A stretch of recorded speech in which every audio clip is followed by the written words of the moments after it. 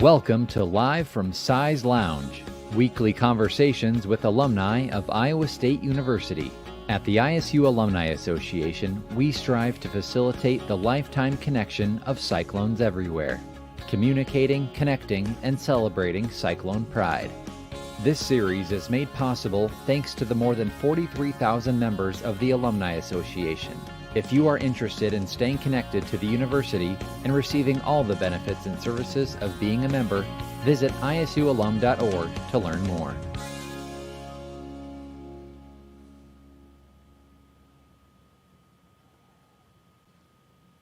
Hey, good afternoon, everyone, and welcome into Live from Size Lounge. My name is Matt Van Winkle with the ISU Alumni Association.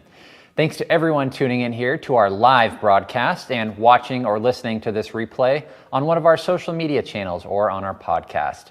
Today, we are joined by Dr. Deborah Turner. Deborah is a 1973 Iowa State graduate with a degree in distributed studies. She went on to receive her Doctor of Medicine from the University of Iowa, where she completed her residency in OB/GYN. Dr. Turner practiced gynecologic oncology for 35 years, enhancing university programs across the country, teaching residents and students along the way. Over the past decade, Turner has been involved with the League of Women Voters here in Iowa and at the national level. Earlier this year, she was elected to serve as the 20th president of the League of Women Voters of the United States and chair of the Board of Trustees of the League of Women Voters Education Fund. So please help me welcome Dr. Deborah Turner. Hey, Deborah. Hi, Matt. Nice to be here. Thank you. Thanks so much for being with us. And we were talking before we started here, so you are not too far away from Iowa now. You're over in Omaha, right? Yes, I live in Omaha now, but it's like I tell all my friends in Omaha, I'm just an Iowan who just happens to live across the bridge. That's right, a stone's throw away from here from the great state of Iowa. Well, you grew up in Mason City, just north of Ames here, not too far from Iowa State. So tell us about why you ended up choosing Iowa State. Was it that close proximity and not being too far away from us here? Or why did you choose to be a student here at Iowa State? And what do you remember about your time here as well? Well, it was close proximity was nice, but actually my brother went to Iowa State and he was about 3-4 years ahead of me. And so I can remember still the very first time we took him to college and I was in awe.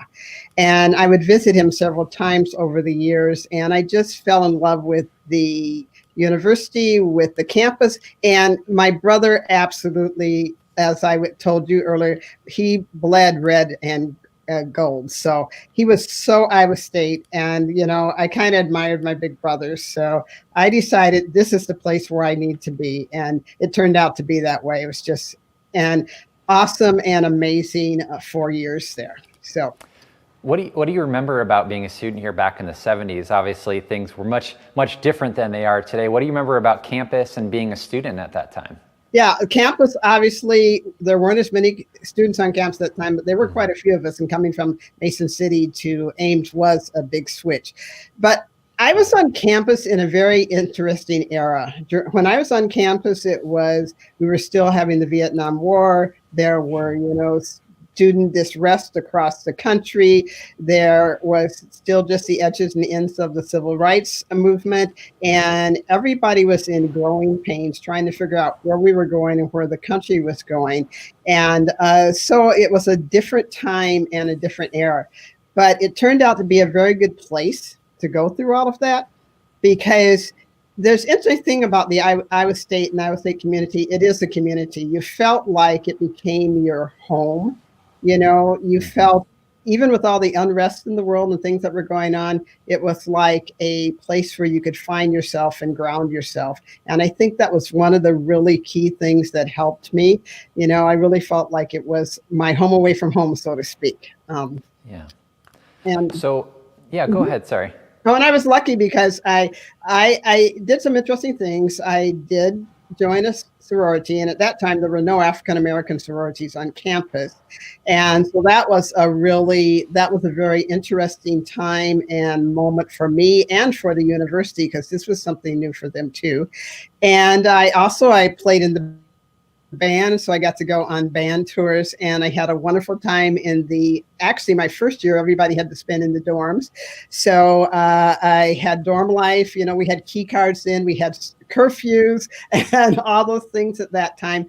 but you were learning how to basically live in a world on your own and make big decisions about what you were going to do. And so there were scary times, but I have really good friends from that time who helped me through it. And I don't think I honestly can say this with true conviction. There's no other school that I could have gone to at that time that I felt would have been as good for me as Iowa State was. So I say that without prejudice, okay? I'm being very, very objective.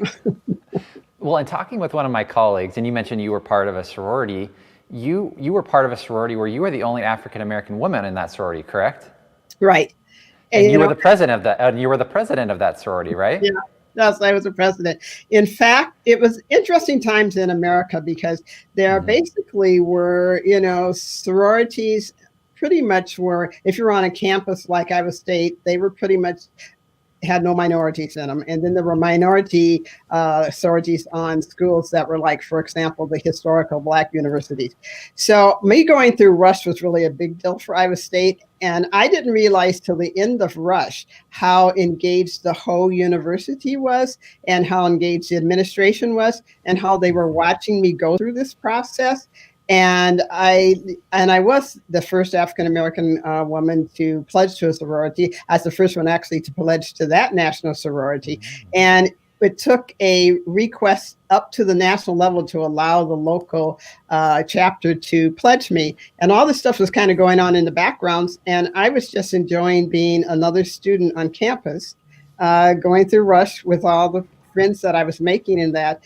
And some of the stuff behind the scenes I wasn't aware of till after it was all over and done. Wow. I didn't realize that. So yeah, you would have started in their late 1960s, right? About 1969 or so. Yeah. Well, after you graduated from Iowa State, you went on to receive your medical degree from the University of Iowa and went on to become a gynecological oncologist. Why did you decide to pursue that specialty? Well, I decided to pursue gyn oncology because this might sound like a silly thing, but because I fell in love with the patient population. When I was in med school, I did a rotation as a senior on the gynecologic oncology service, and the physicians that were my mentors were just awesome. But more importantly, I realized I really, really, really loved the patient population. And the specialty is kind of unique because gyn oncology, you take care of the whole person. So, you did your own surgery, you do your own chemotherapy, you take care of their illnesses. So you took care of the whole patient as opposed to like other specialties, like for a medical oncologist, which my medical oncologist guys are some of my best, and women are some of my best friends, but they do the medicine side. And then there are surgical oncologists. Well, gynecologic oncologists have to be both. So that's what I liked about it too. You took care of the whole person and you became part of their families. I have so many special friends still from the days of when I was practicing gyn oncology. And I see some of my patients still today or I'll get messages from their families remembering those days. So it's a very special specialty. I hope more people engage in it, particularly women. I found this fascinating that, you spent 35 years or so in that practice. And then in 2015, you actually stepped away from your practice to participate in some medical missions out in Tanzania. Talk about what called you to doing this at that point in your life.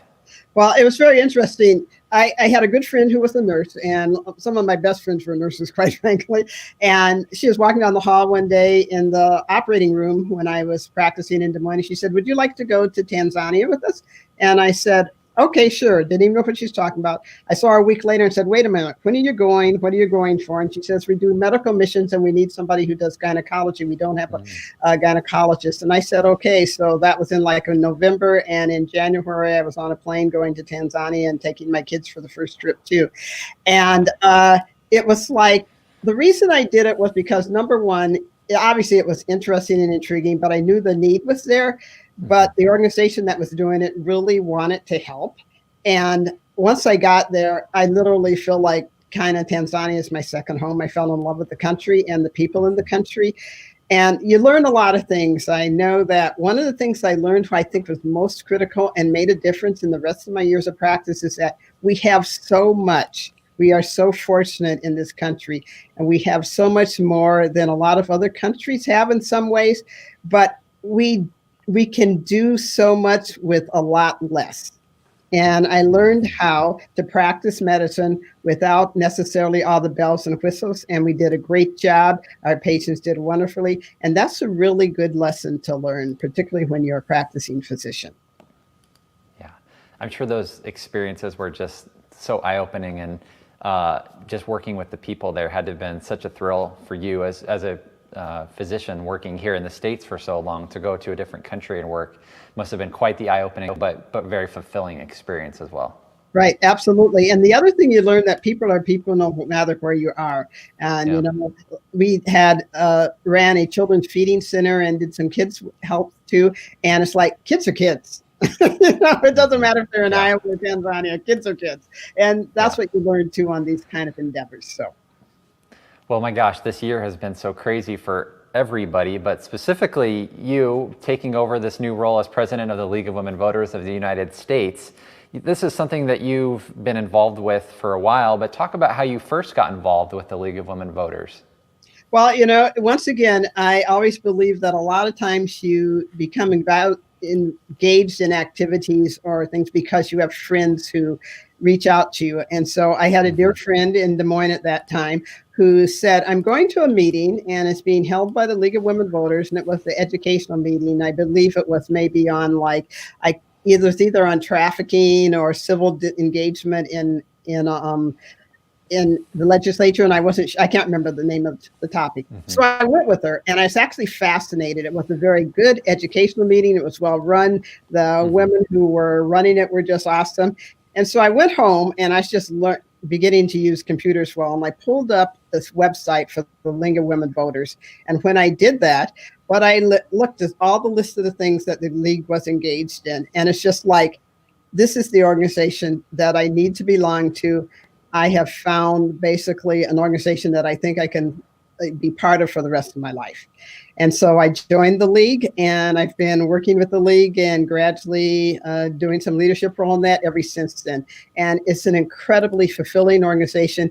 And there's something about that I really like, you know, as you may know, is that the League is a nonpartisan organization, which is a difficult, shall we say, path to walk down in our country right now and actually in the world. And that's one of the special things about it, because as a nonpartisan organization, you have to be able to look at things from many sides, you know, determine what your values are and stick with them and deal with things from a policy or a values issue and not from a partisan issue. So that I find very important too.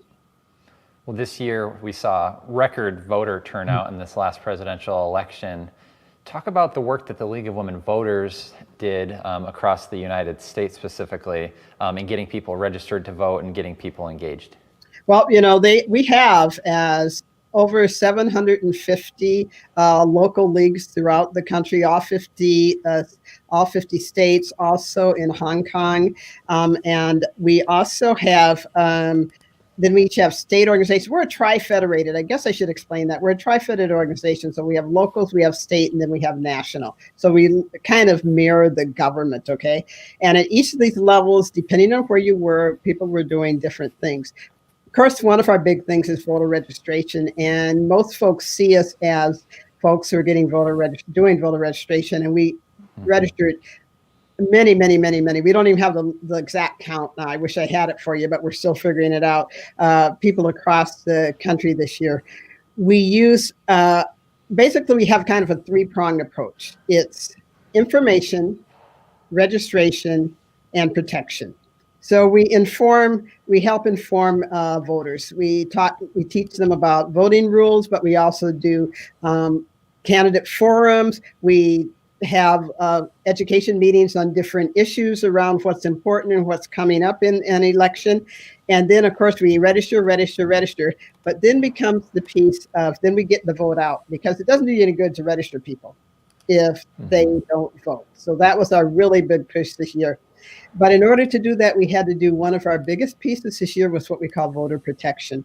So we were engaged over this last voting election session, with at least 60 or more lawsuits around the country. And the lawsuits were about protecting voters. For example, making sure states had laws in place, people could cure their votes if something went on.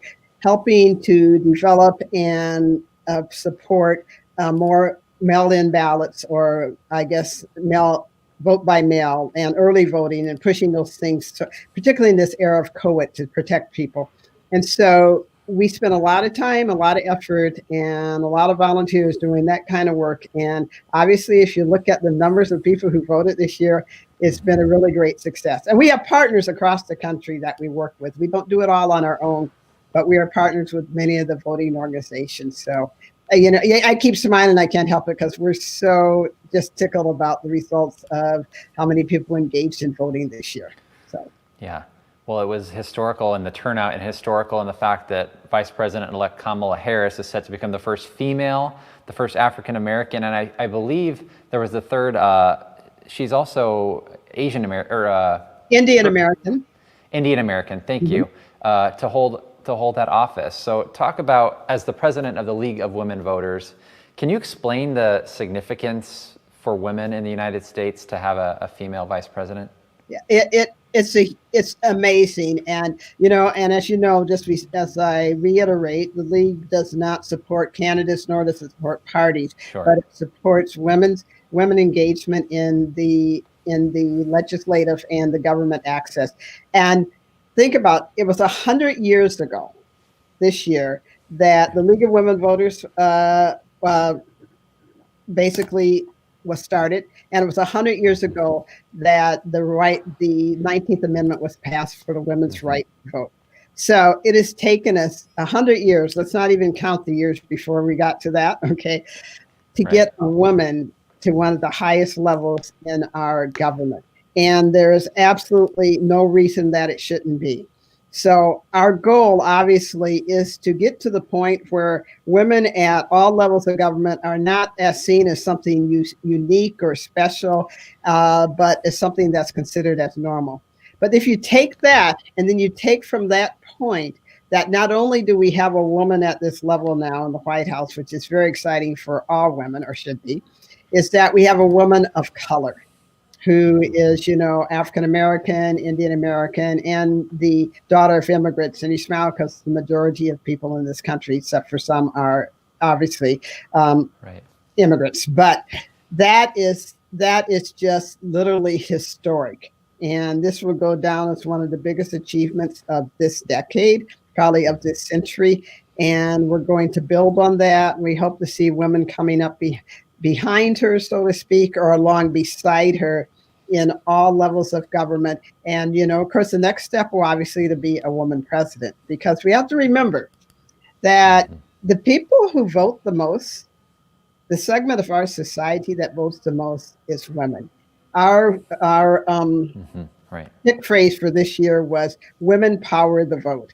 And that's very true. So if we're voting the most, we're making a lot of the big decisions.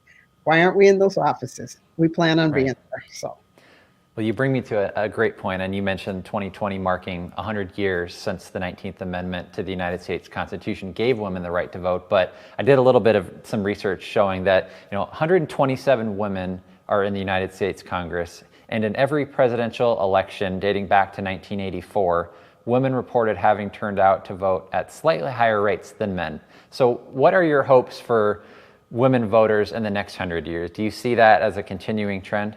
Oh, I absolutely do. And the reason I do is because the women who are turning out to vote now are being very passionate about making sure that their daughters or their sisters or their relatives, are being engaged in the process.